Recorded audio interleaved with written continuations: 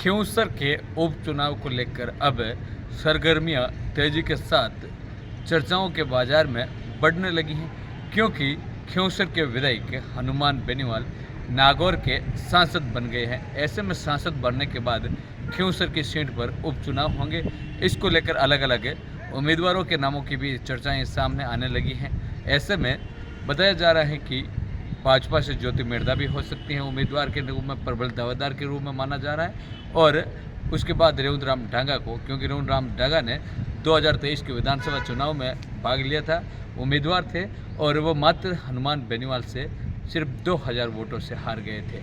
ऐसे में प्रमुख दावेदार में रेवंत राम डांगा का नाम भी माना जा रहा है। वहीं कांग्रेस से अलग अलग नाम हैं, जिनमें चेतन डूडी का भी नाम माना जा रहा है। मनीष मिर्धा को भी टिकट मिल सकता है।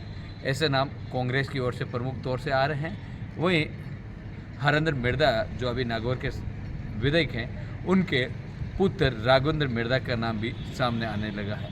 इसके साथ ही आरएलपी के बाद देखे जाए तो आरएलपी में हनुमान बेनीवाल की धर्मपत्नी कनिका बेनीवाल, हनुमान बेनीवाल के भाई पूर्व विधायक खिंवसर रह चुके नारायण बेनीवाल हो, या फिर पांचलसीदा सूर्यनाथ महाराज का नाम भी सामने आ रहा है। लेकिन अब थोड़े थोड़े नामों में भी काफ़ी परिवर्तन देखने को मिल रहा है, और अलग अलग लोगों द्वारा अलग अलग चर्चाओं का बाजार भी गर्म होने लगा है, जिसमें देखा जा रहा है कि यदि खिंवसर के उपचुनाव में ज्योति मिर्धा को भाजपा टिकट दे रही है, तो हनुमान बेनीवाल व रेवंत राम डांगा के बीच भी कुछ कार्यकर्ता समझाइश करवाने की कोशिश कर रहे हैं, ताकि इनमें गठबंधन हो, दोनों में समझाइश हो, और आरएलपी से रेवंत राम डांगा को भी उम्मीदवार बनाने की चर्चाएं चल रही।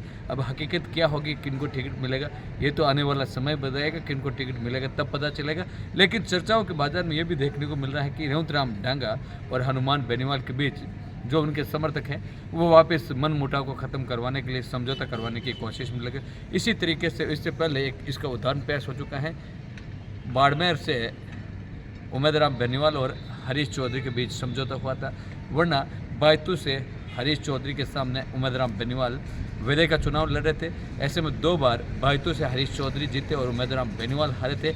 लेकिन इसके बाद कार्यकर्ताओं ने समझाइश कर दोनों के बीच में बिठाकर मन मुटाव खत्म किया, और बैतूल के बाद बाड़मेर से हरीश चौधरी ने उमेद राम को उम्मीदवार कांग्रेस का बनाकर जिताया था।